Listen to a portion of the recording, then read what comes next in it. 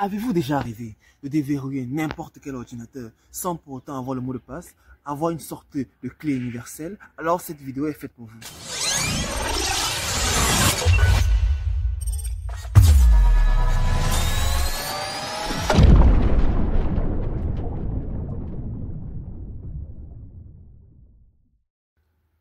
Alors, pour commencer, nous allons justement essayer de déverrouiller justement l'ordinateur.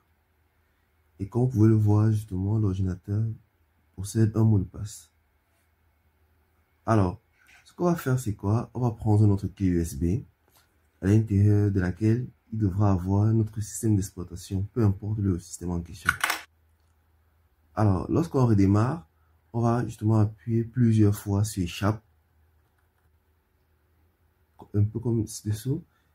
Voilà. Et là, il faudra choisir l'option qui correspond à la clé USB. Là, vous allez voir tout simplement, cela va lancer le programme qui se trouve dans la clé USB.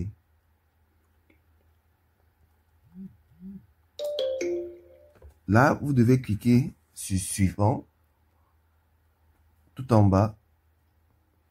Au lieu de cliquer sur Installer, vous allez cliquer sur Réparer l'ordinateur.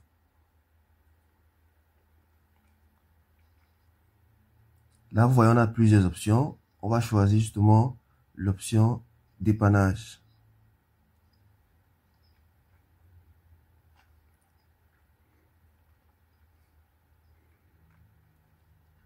Puis, Invite de commande.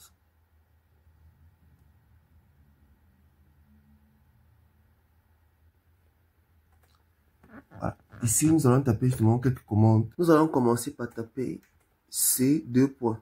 Dans le terminal, on valide. Par la suite, on tapera la commande cd espace c2 points / windows / système32 et on valide. Les différentes commandes sont dans la description. Ici, nous allons utiliser la commande ren qui va permettre de renommer justement un élément. On va dire ren set.exe espace sendCall.exe. On change le nom set.exe en justement sendCall.exe. Ensuite, on va utiliser encore ren pour changer cmd.exe en set.exe. L'objectif ici est que lorsqu'on va redémarrer, parce qu'on va justement redémarrer la machine maintenant, de faire en sorte que lorsqu'on va appuyer 3 fois sur le bouton Shift, le CMD puisse s'afficher. Et généralement, vous savez que depuis l'espace de connexion, on n'a pas accès au CMD vu sa puissance. Alors,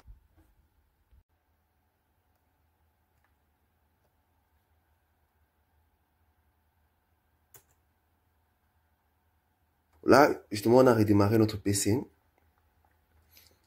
Vous voyez, rien n'a changé. Sauf que là, on va maintenant alors tester si notre commande a fonctionné en appuyant 3 fois sur Shift. Comme vous pouvez le voir, cela a fonctionné. Alors, sans plus tarder, on tape justement la commande netuser-administrator /active 2.is. En gros, on va créer, non, même pas créer, on va activer un utilisateur déjà existant qui est l'utilisateur administrateur. Et par défaut, il n'a pas de mot de passe.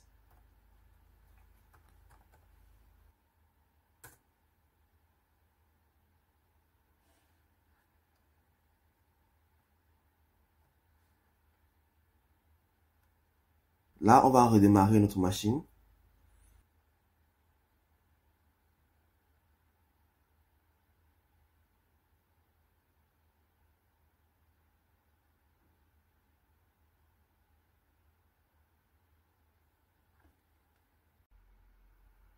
Là, comme vous pouvez le voir, on a notre utilisateur administrateur qui vient de s'ajouter.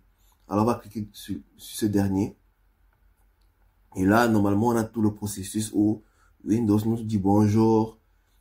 On va personnaliser nos informations. Bon, les éléments de base. Puisque c'est un utilisateur qui n'a jamais été lancé. Pourtant, il existe depuis la création, justement, depuis la mise à jour de notre machine. Donc, on va juste attendre qu'il nous demande nos préférences et tout et tout. Ça prendra juste quelques minutes, le temps de mettre. Bon, techniquement, peu importe les options que vous choisissez, ça ne dérange pas.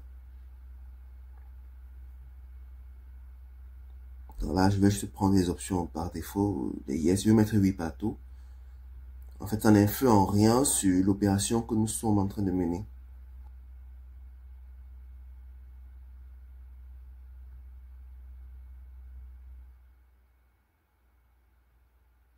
Voilà, nous avons actuellement accès à notre machine. Mais je sais ce que vous allez dire. Tous nos fichiers et dossiers sont restés sur l'autre utilisateur. À quoi ça nous sert d'avoir accès à une machine vide? La réponse ici, appuyez sur panneau de configuration. Après, nous allons choisir compte utilisateur.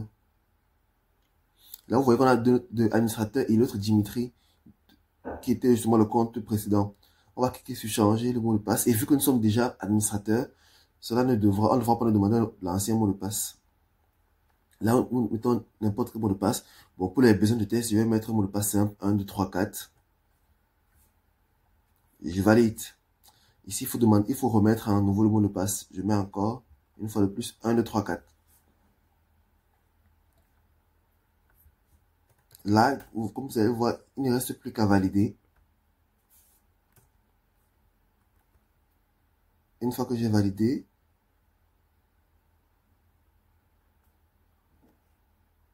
nous allons tout simplement redémarrer notre machine. Je sais, ça fait un peu beaucoup de éteindre, allumer, mais c'est le processus.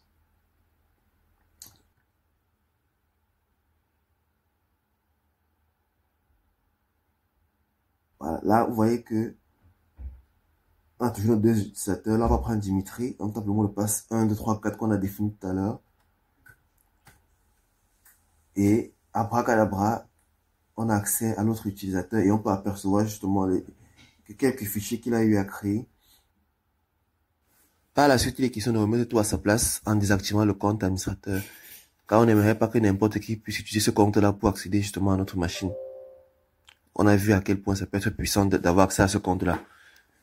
Ici, il y a deux solutions. Soit on rajoute un mot de passe sur le compte administrateur pour empêcher les utilisateurs potentiels qui connaissent cette méthode de pouvoir déverrouiller notre ordinateur.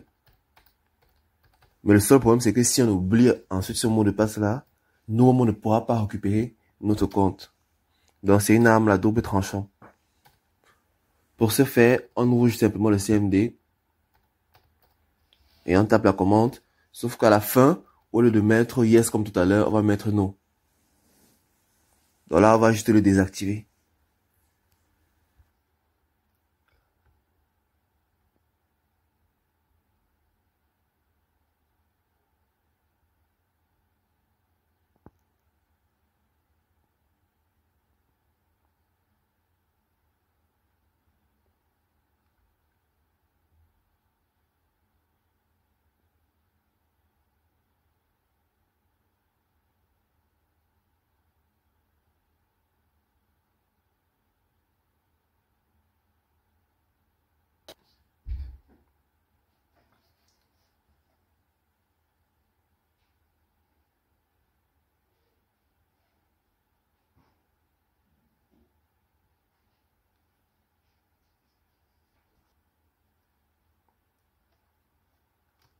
Maintenant que notre PC a démarré, nous allons taper le mot de passe défini. Vous le connaissez déjà, 1, 2, 3, 4. Nous allons valider. Comme vous pouvez le voir, c'est comme si rien ne s'était passé. C'est comme si on avait toujours eu l'accès à ce compte-là. Il s'agit d'une méthode, parmi tant d'autres, mais pour moi, c'est la meilleure. Mais si vous voulez plus d'informations sur les autres, n'hésitez pas à demander. Si vous avez des avis sur les prochaines vidéos, laissez-les en commentaire. Alors, abonnez-vous, likez et activez la cloche de notification pour ne rien rater de nos prochaines vidéos.